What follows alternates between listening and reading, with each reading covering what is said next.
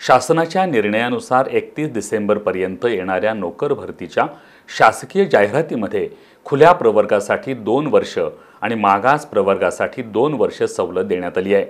मात्र महाराष्ट्र राज्यातील जिल्हा न्यायालयांमध्ये विविध पदांसाठी सुरू असलेल्या नोकर भरतीमध्ये वयाच्या सवलतीचा लाभ उमेदवारांना मिळत नसल्याचं दिसून आलंय।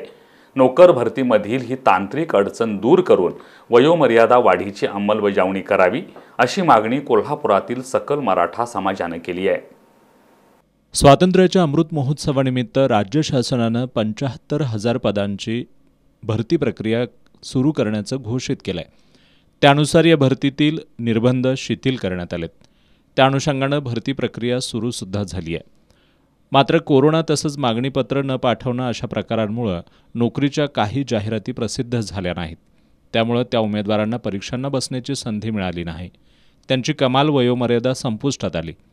अशा उमेदवारांना परीक्षा देण्याची संधी मिळावी यासाठी शासनाने कमाल वयोमर्यादेमध्ये सवलत देण्याचा निर्णय 3 मार्च 2023 रोजी घेतला होता। यापूर्वी वयोमर्यादेमध्ये खुल्या प्रवर्गासाठी 38 वर्ष आणि मागास प्रवर्गासाठी 43 वर्ष अशी तरतूद होती।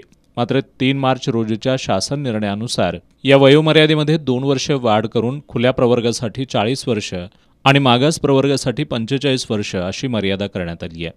सध्या राज्यातील विविध न्यायालयांमध्ये नोकर भरती करण्याबाबतची जाहिरात प्रसिद्ध झाली आहे।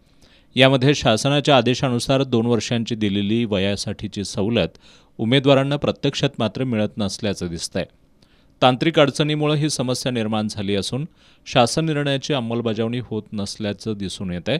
त्यामुळे सध्या न्यायालयातील पदभरतीसाठी अर्ज दाखल करण्यासाठीची मुदत वाढवावी आणि खुल्या प्रवर्गासाठी शासन निर्णयानुसार वयोमर्यादेत सवलत लागू करावी अशी मागणी कोल्हापुरातील सकल मराठा समाजाच्या वतीनं ॲडव्होकेट बाबा इंदुलकर यांनी केली आहे। खुल्या वर्गासाठी 40 वर्ष केले, मागास प्रवर्गासाठी 45 वर्ष केलेला आहे। हा शासनाचा निर्णय अतिशय चांगला आहे आणि तो करत असताना कोविडमध्ये वर्ष वाया गेली हा विचार करून केलं होतं।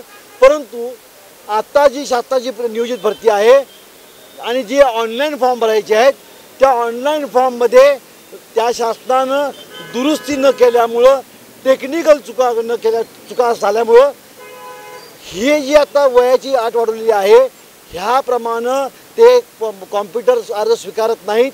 त्यामुळं नोकऱ्या उपलब्ध आहेत, शासनाला नोकऱ्या भरायच्या आहेत, पण प्रक्रियेमुळं आणि प्रक्रियेच्या त्रुटीमुळं सर्वसामान्य समाज तसेच मागासवर्गसुद्धा नोकरीच्या पासून वंचित राहायची शक्यता आहे।